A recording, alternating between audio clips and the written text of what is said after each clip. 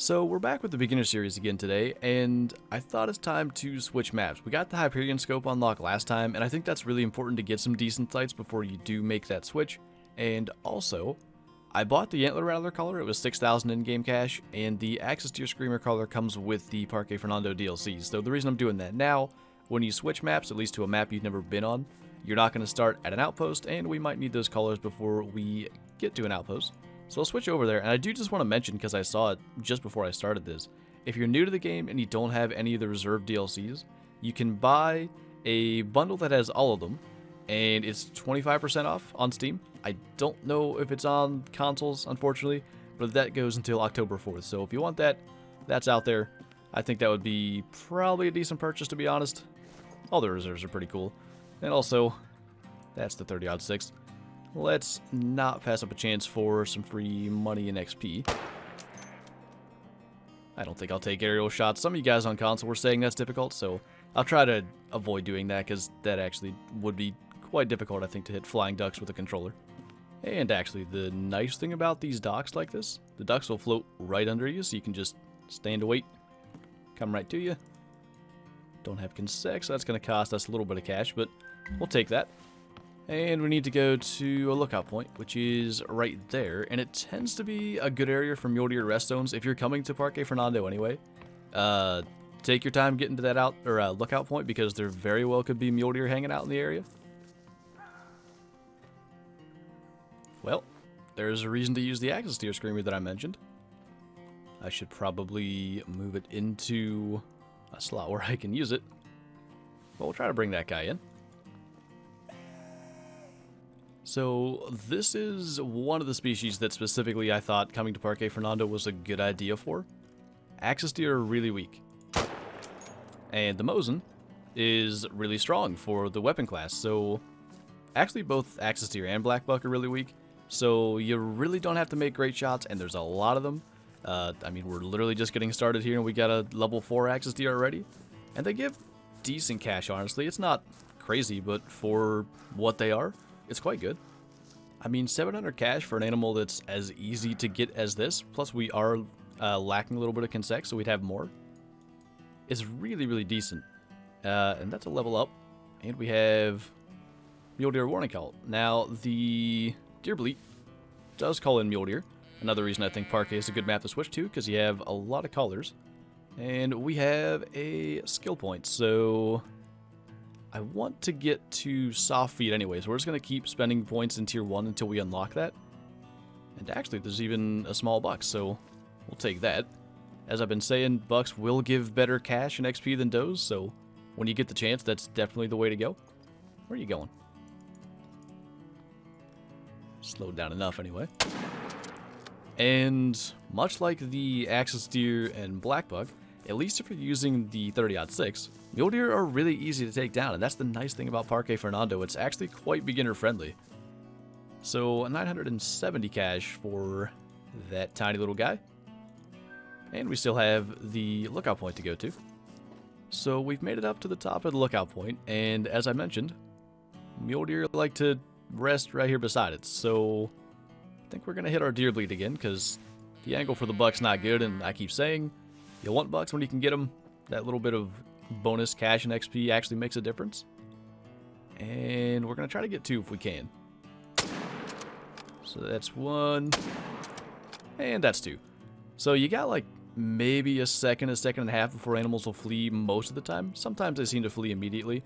But using these bolt action rifles early on like that, it's a big, big difference when you can get multiple animals for basically 1 as far as spooking stuff and having them run off.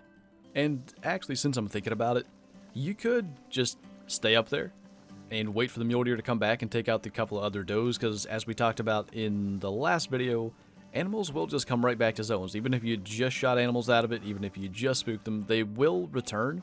But there are areas on this map that I want to get to that I think are actually better than this. So we'll take our couple of deer and try to go get that outpost claimed and move on from here. So we got 913 cash for the doe, and the buck shouldn't have gone too far. He's right there. I'm thinking it's going to be right about 1,000 now that we have full consec. I can't read it because there are words in the way, but I think it does say exactly 1,000, so that was a good guess. But anyway, now that we have that outpost, if you're following along with me, and you came here to Parque Fernando, there's a specific area that we're going to go. This little lake in the bottom right, you can see there's a road that ends here for no reason. That means there's an outpost there. We're going to go there. Now we're going to kind of move down along this lake because it tends to be a good area. We might as well try to get animals on our way. But there are so many axis deer, black buck, red deer, some water buffalo, some mule deer that live down here. It's a really, really good spot to get cash and XP up. So that right there is one of the reasons I waited to come to Parque Fernando until we unlocked the Hyperion scope. Because red deer are worth really good cash. We say predators are worth really high cash. Really, it should be animals that max at level 9 are worth really high cash, but that's basically all predators, red deer, and the 2 buffalo species. But anyway, we don't have the collar for them. You don't unlock that until level 20-something. But what we can do is a little trick that's going to give us a better shot. So we're going to kind of sneak in a little closer, and again, we can use the map. We can zoom in, see where we spotted them, place the waypoint there so we have an idea of which direction to move while we can't see them here. And the idea here is we're actually going to purposely alert this guy. We don't want to alert him enough that he spooks, but we do actually want him to know we're here because that angle is bad. We don't have a collar to adjust it, but by alerting him, he's going to stand up and he's going to move around. And he's also eventually going to give us a perfect broadside shot. And again, with the 30-06, red deer, no problem. He'll run a little bit, but we should get full quick kill from that. And yeah, double lung with the polymer tips. Not even a problem. A nice little gold and almost 1,400 cash for a level 7 red deer. And I do that trick where I'm like alerting the animal even when I have the collar for them in my main game. It's just useful. You get a lot of broadside shots out of it. And of course, we never want to pass up an opportunity for decent cash. So I think I alerted that out there, but just send a shot her way. And I think that'll be good as long as I didn't hit too high. Yeah, I think she went down there. And a little more free cash. I barely saw that guy. But we'll take that. And actually, if I'm not mistaken, with the female red deer up here, I think that's going to level us up again and get us a perk point. So I'm going to have to kind of look and see where we are for that. There we are. So it's level 7. And one of the things, I've been saying zeroing is really important. So we should probably unlock short and long range 0 first. And then I want to get into, I could just do it now, sprint and load. It really annoys me when I have to reload and I have to walk. So we'll take that. I mean, really it's a quality of life thing, but at least for me, it's pretty important, so I want it. And finally, we made it to the outpost I wanted to come to. So I mentioned that lake at the beginning of this. There's this lake over here that's got tons of animals. Right now, I'm not sure there's going to be axis deer or red deer there because it's past their drink time, but often they rest or feed right around here, so I wouldn't be too shocked to see them. But basically, we're just going to run around the end here.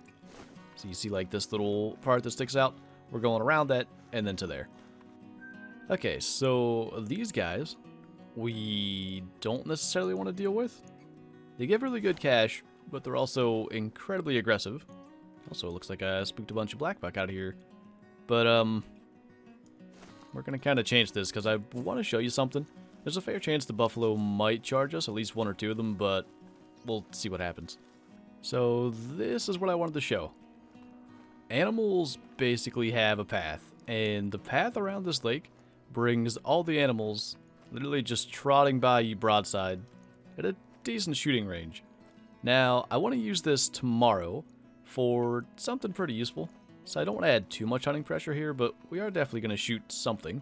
Just want to show literally how many animals are coming through here. So you can probably already guess maybe kind of where we're going with this. But I don't know that I've ever seen anybody actually use the method that I'm going to use tomorrow for what I'm going to use it for. And I don't want to give it away, but I think it's going to be pretty neat. So I think we'll take an axis deer. And maybe a second one if he'll trot again. Or actually, little bigger target to hit, even though technically black buck are smaller in terms of weight. For some reason their models are bigger. Now, I could take that too, but like I said, I don't want hunting pressure here, necessarily. And I think, actually, we get to look at how to deal with charging buffalo. So, I already have my scope off, because I expected this. Now I'm just going to back up. I'm going to back up until I get a decent angle, and we're going to try to shoot him in the brain. So, what they do is they charge, like, the last position they sensed you in. So, you can kind of just move around them. They're not a huge threat, but trying to just avoid getting killed if I can. I don't know if he's not leaving tracks. That's kind of what it looks like, and that's been a bug in this game. So eventually we get to a spot where we can shoot again. The nice thing is, despite the fact that we just shot him 6 times, it's 850 in-game cash for 1030-06 bullets. So I don't know how much cash we just used. Too difficult maths. But we still made 1200 cash nearly from shooting him, so it's still a profit even though it cost that many rounds. Which is nice. And that's going to be the case for pretty much every weapon. You can waste a lot of bullets on those guys and still make money. And I know I said we don't want hunting pressure here, but you just can't pass up opportunities for cash like that. So we're going to kill him too.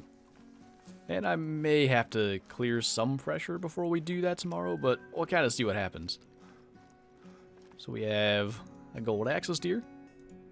We have definitely a gold black buck, because any level 4 is pretty much a gold, even a big one. Probably technically the highest scoring animal we've had, but again, all black bucks scored quite high. But we'll take our extra 1300 cash. And I think we'll wrap this video up. So like I said, I've got an interesting thing we're going to do. I said tomorrow. We're actually live streaming tomorrow, so Wednesday. We're going to have a little bit of solution to the water buffalo problem as we do it. So, yeah. If you have any questions, as always, leave them in the comments below. I'll try to get through as many as I can. Thank you guys for watching, and I'll see you next time.